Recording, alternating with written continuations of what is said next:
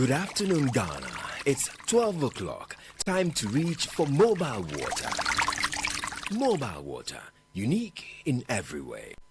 Citi Prime News at 12 midday. Update you on all the running stories and connects you to the newsmakers. Citi News.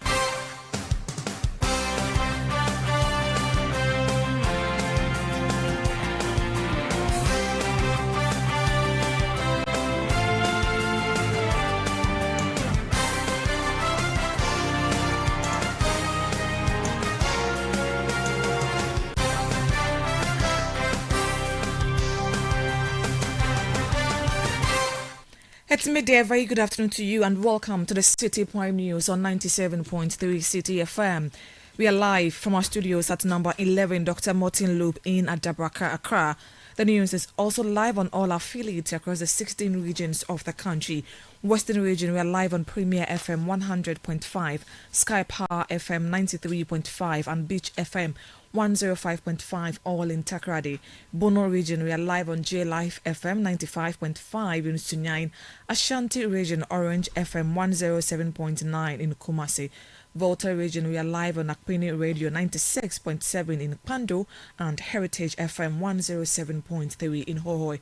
The news is also live around the world on citinewsroom.com. I'm Hawa Idrisu Mustafa. Coming up, government completes preparations ahead of the state funeral tomorrow for the 8 victims of the military helicopter crash and assures of strict adherence to protocols. Because of the rather large number of people that will be expected tomorrow, a number of measures have been taken to ensure that we have a very solemn ceremony.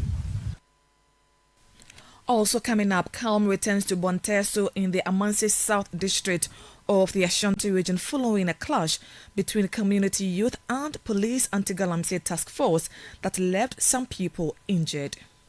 As I speak to you, the task force has been even relocated to a different place to continue their normal routine job. There were 5 people sustained injuries, and currently they are all admission at various health centers. Also coming up, health authorities in the Savannah region introduced special packages to retain health workers as they lament the absence of adequate staff.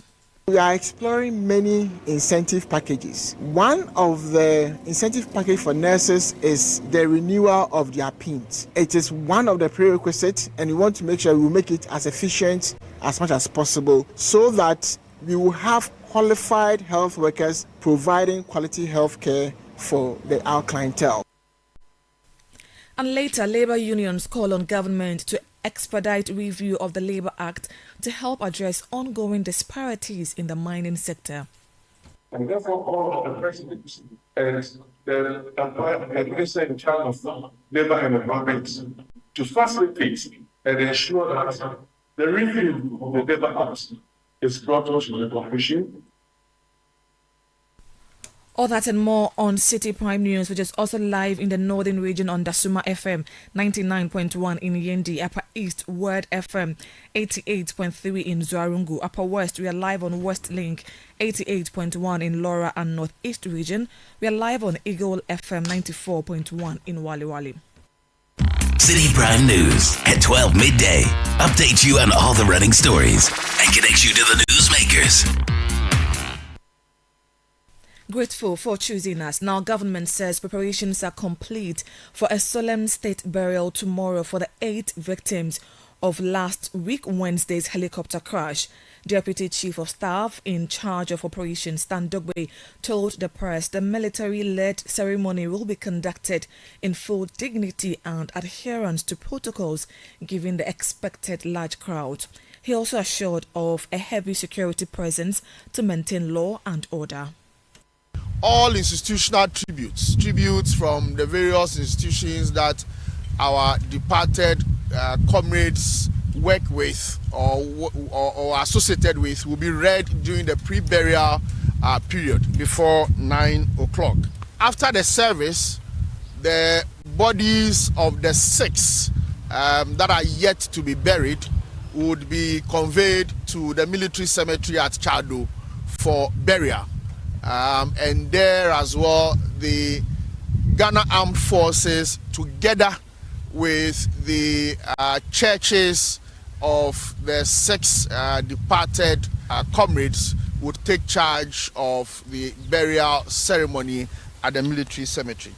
Because of the rather large number of people that will be expected tomorrow, a number of measures have been taken to ensure that we have a very solemn ceremony.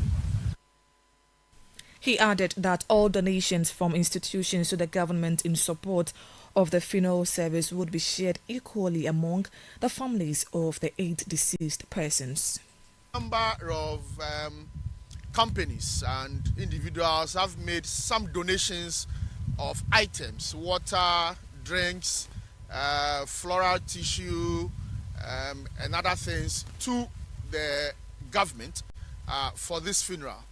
And he has directed that all those items should be delivered to the 8 families.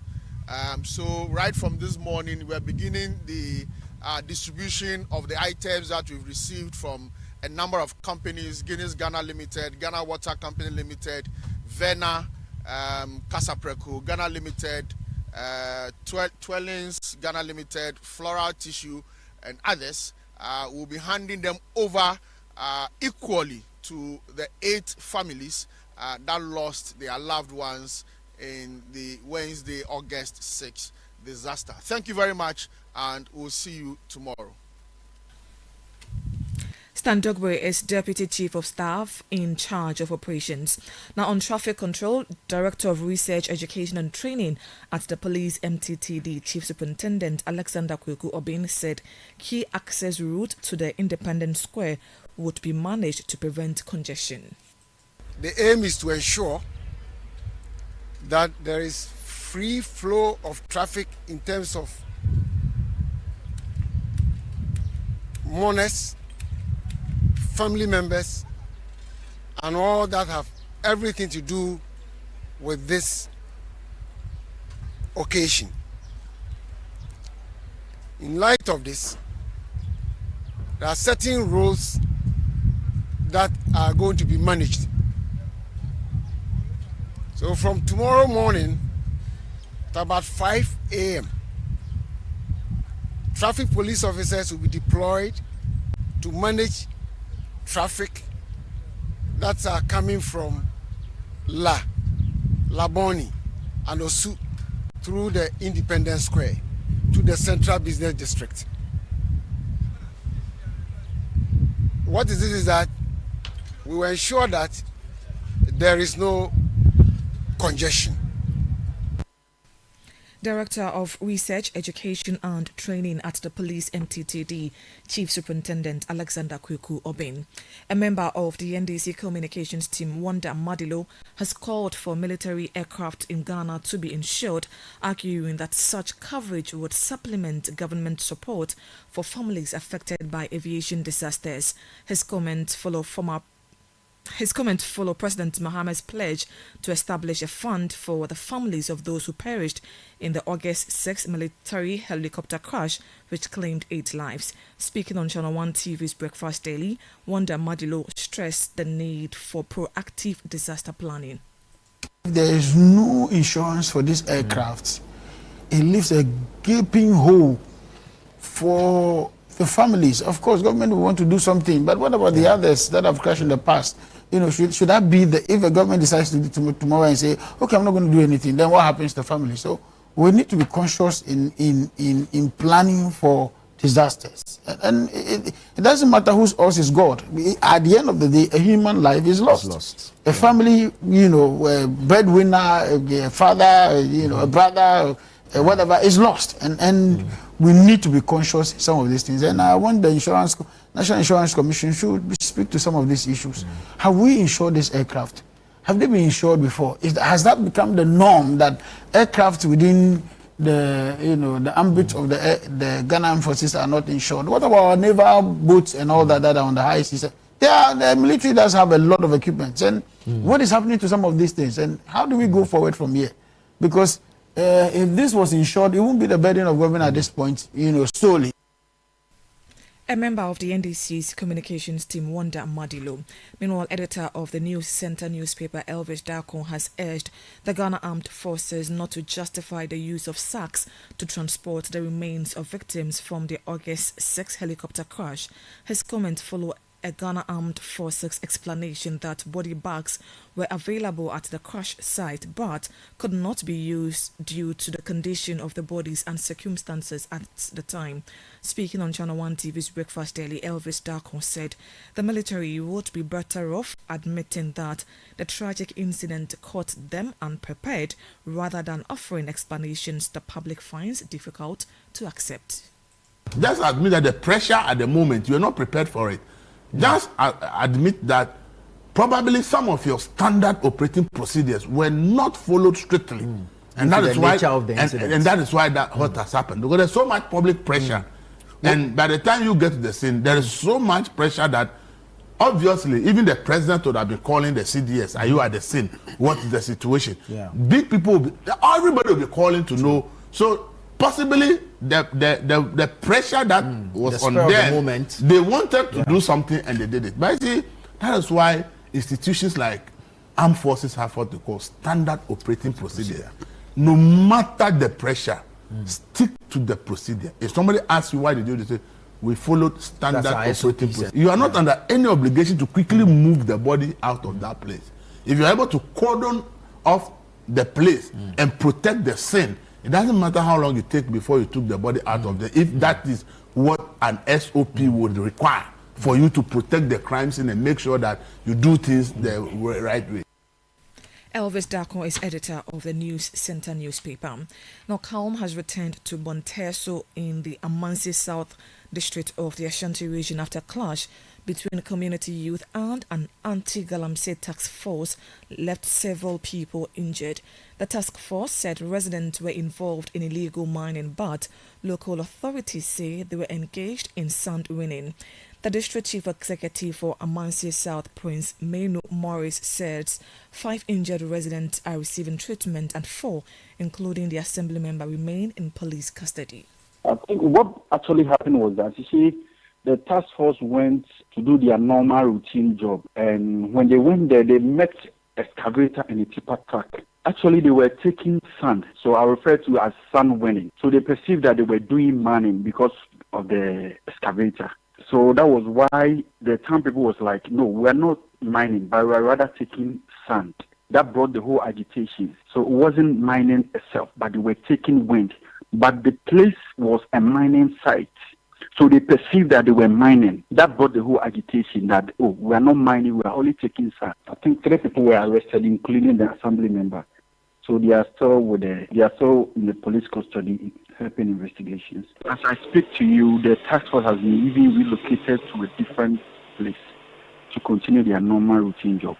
There were 5 people sustained injuries, and currently they are all admission at various health centers across the constituency here.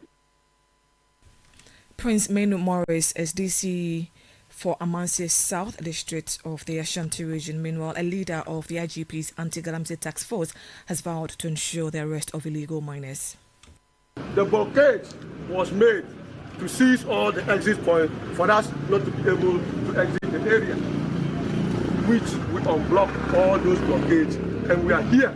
I am saying all these things to let you know the fight is not an easy one, and we were sworn to fight in the peril of our life.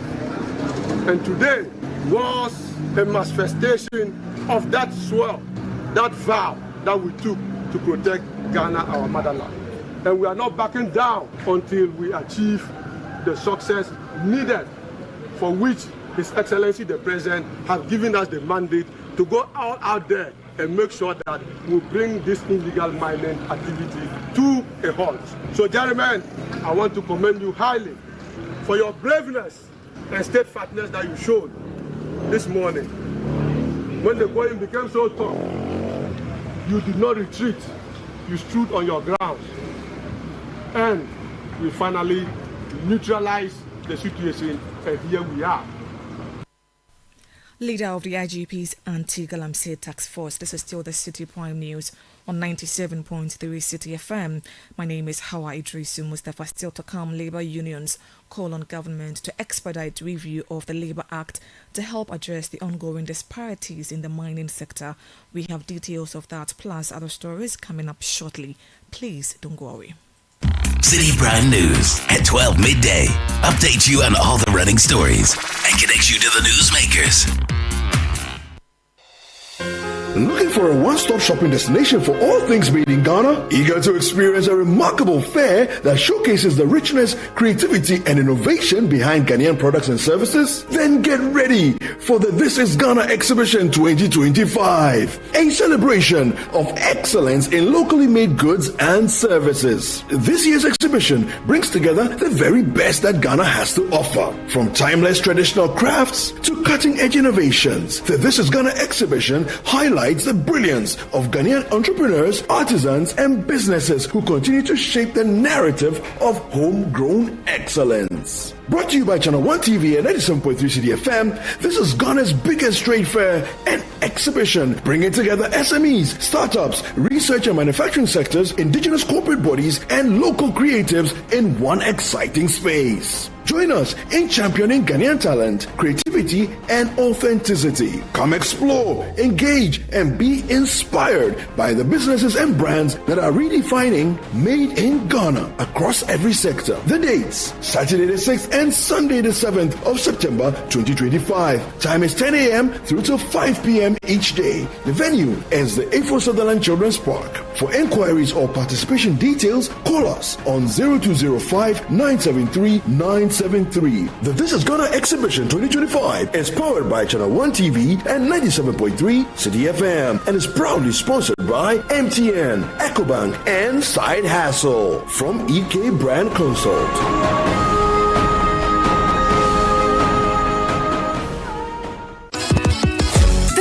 Finale of the Literacy Challenge 2025 is here! Congratulations to our top 10 finalists. But the big question is, who out of our top 10 wins the ultimate prize of 10,000 Ghana cedis, the Glitzy Trophy, and the bragging rights as the Literacy Challenge winner for 2025? Support your favorite students, support your school, and let's promote literacy in Ghana. Tune in live to Channel 1 TV for the grand finale on Saturday, 16th August 2025. Venue, Alisa Hotel Ridge, Accra. Time, 1 o'clock p.m. Call 0205-973-973 for more details. The Literacy Challenge 2025 is powered by 97.3 Citi FM, supported by Channel 1 TV, and sponsored by Bell Moo and GB Assessment.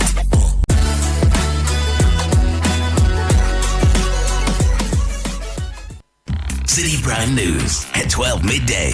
Update you on all the running stories and connects you to the newsmakers. You're welcome back.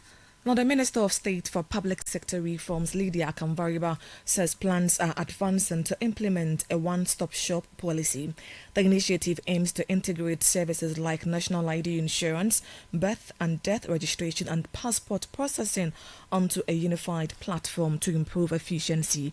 Speaking to Citi News at the head office of the National Identification Authority in Accra, the minister clarified that the policy will strengthen existing institutions rather than dismantle them. We want to have a one-stop shop that where people can easily have the services that they need. We are not looking at the one-stop shop as a way of taking away the various institutions, but we want to have that shop where we have various institutions coming together. For instance, Ghana Identification Authority or the National Identification or the passport of the Ghana registered temporary, the birth center, where somebody can just walk into that shop and get something within hours of minutes. And we have some examples. We have one in Kenya, we have one in Uganda, which are also African countries. And we have other collaborators who are ready to help us to do that. But we are known to have of our son in Azerbaijan. Minister of State for Public Sector Reforms, Lydia Kanvariba, during the Citi visit, the Executive Secretary of the National Identification Authority, Wisdom Kweku Deku, noted that the authority is seeking to amend its governing act to place the authority directly under the Ministry of the Interior to ensure its activities are enhanced. The other thing that we are trying to do is also to amend our acts, that the 707, the LI 211, and the 750. Key major things that we want to do is, for example, to make sure that the NIA, we've received response from AG. What is left for us to do is the stakeholders engagement. There are three key things that we are trying to do. That is to put NIA permanently under the Ministry of Interior. Since its inception, NIA, if you look there, it says that a minister responsible. So it means that any government can come and one day a government will say that I'll put you under Ministry of Fisheries. You will have no other option than to go and fall under fisheries. We received favorable response from the AG. So this one will put us under the NIA and allow our operations to that of national security. One major thing that forms whether we are comforted is that the NIA senior they have a union. So it means that they can go on strike. And recently they went on strike for about a week.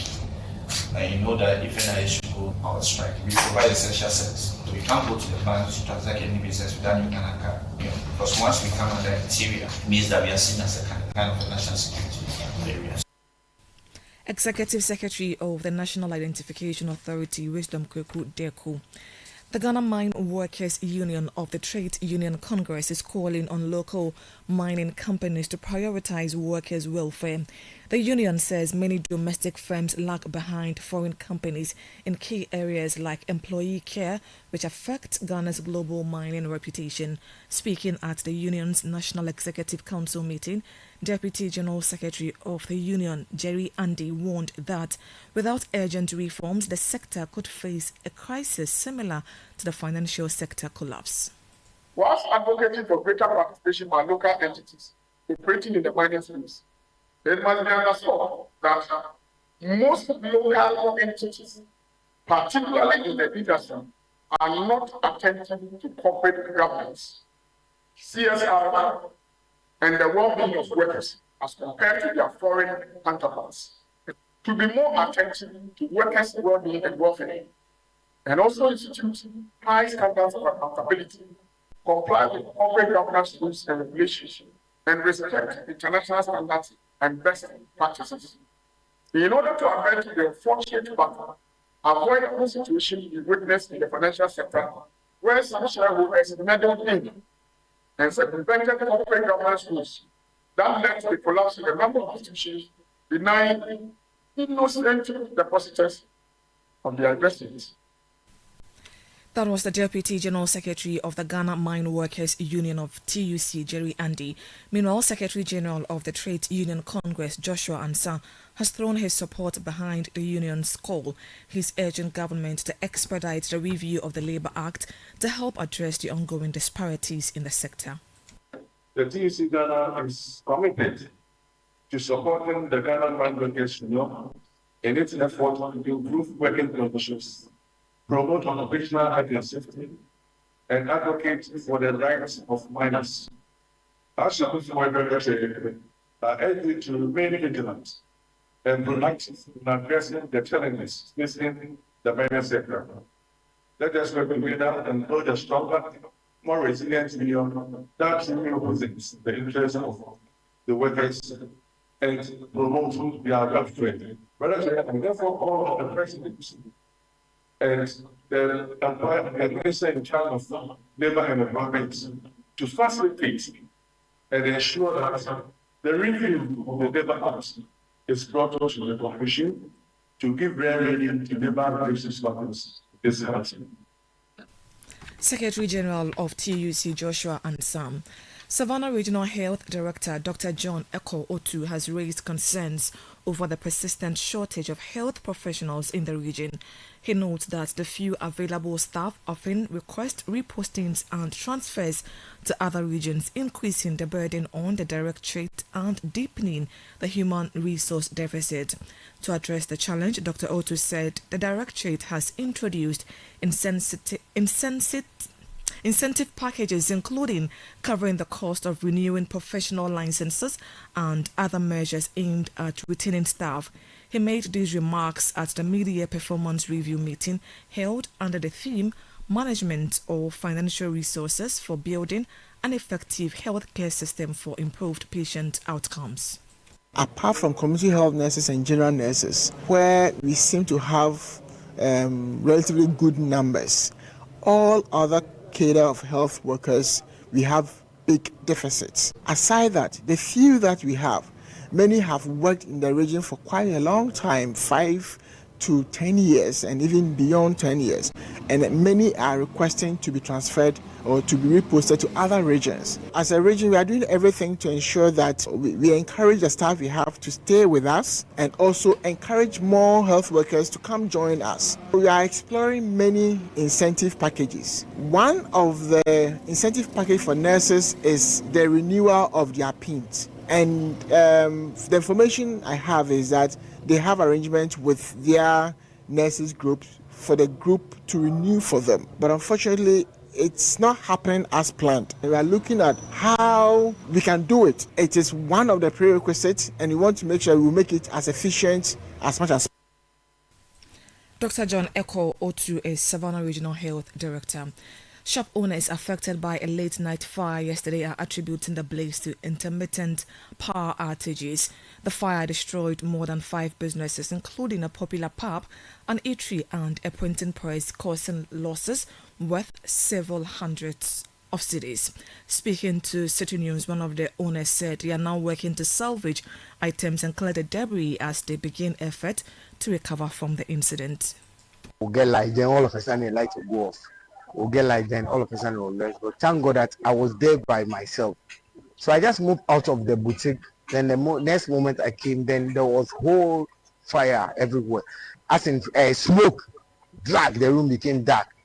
It means something is burning. So before I will start coming out, calling people, Charlie, there's fire everywhere. This particular area, we've been having that kind of problem. It's a serious problem that light goes off, light comes in. There's several times that I've really repaired my air conditioning, I've really repaired my fridge. Basically, if we can talk of damage, we are talking about 1 million Ghana cedis, because it's like I'm not the only person affected.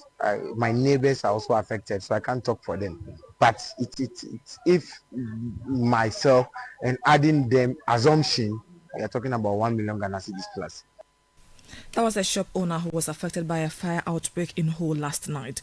Now, the Ho Municipal Fire Command Divisional Officer Grade 2 Citi said investigations are underway to determine the exact cause of the fire. When we got there, 6 containers were involved in fire outbreak. So quickly we have to, because of the intensity of the fire, we have to run 2 deliveries, which is to share the fire spread. And as early as possible, we tried to bring the fire under control. But it took us over 2 hours because of the intensity of the fire. So now we can't give you the cause of the fire. Investigation is underway. That was the Ho Municipal Fire Commander Citi. Away from that, finalists of Citi FM and Channel 1 TV's Literacy Challenge say the competition has inspired them to adopt more purposeful habits. The grand finale will be held on Saturday, August 16 at the Eliza Hotel in Accra. Speaking on Channel 1 TV's Breakfast Daily, some finalists said the challenge has motivated them to improve their daily routines to boost focus and performance as they compete for the coveted prize. Well, like last year, I told myself that if I was going to come, if I was going to a challenge, I had to be first. But unfortunately, I was second. I'm coming here today, it's like I can be first. But I believe with all the hard work and determination I have, I can also be first. And I believe that with all the efforts I've put in this competition, I can also be first. I've put in a lot of efforts because although we are on vacation, we have to come to school to revise and then prepare towards the grand finales. Every day in the night, I used to use this Meta AI to learn, and mostly I only sleep at 8, but because of this competition, I now sleep at around 12. My friends will always make jokes that I want to be part of the top 10. Right. Yeah, but I made it, and then I know that it is efforts that have brought. Those were some finalists of Citi FM and Channel 1 TV's Literacy Challenge. And that's it for today's edition of the Citi Prime News, which has been live from our studios in Adabraka in Accra. Please log on to citynewsroom.com for more stories. I'm Hawa Idrisi Mustafa. Have a great afternoon. Citi News. We speak first.